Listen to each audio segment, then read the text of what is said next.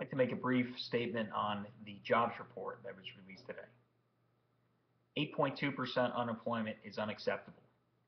Millions of Americans are having a tough time making ends meet as the costs of healthcare and energy, fuel for the car, home heating oil continue to increase every month and every year under this administration.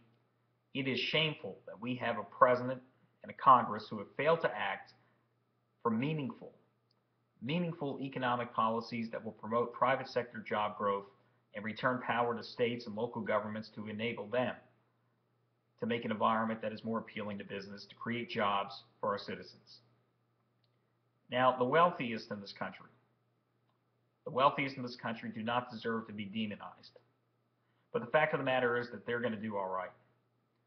We need to be concerned about the middle class, which is shrinking, and working families and working individuals who are working harder and harder for less. In his speech in Poland, Ohio today, President Obama began by making jokes, alleged jokes, and by sounding out of touch with the ordinary American, joking about how he had people to, and I quote, the house for the 4th of July.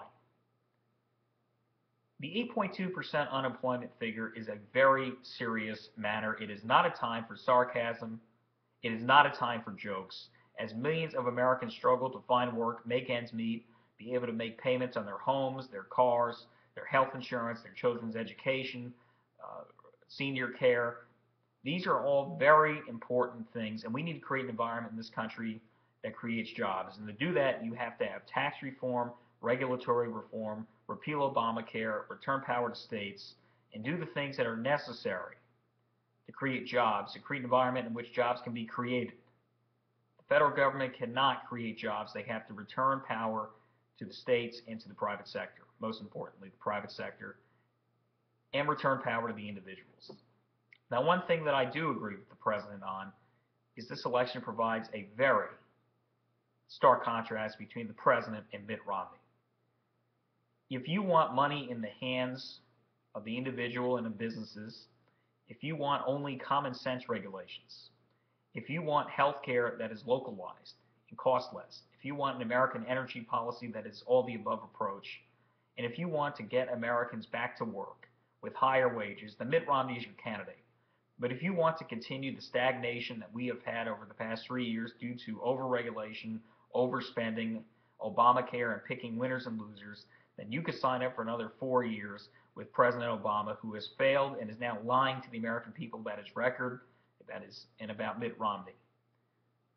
But regardless of the politics, it is shameful that in the wealthiest country on earth, unemployment is this high and wages are dropping and the cost of living increases. It is a struggle for too many families, too many workers, and too many people. I believe that it is time for meaningful reform. It's meaningful for an honest and frank discussion about what is next for America. Thank you.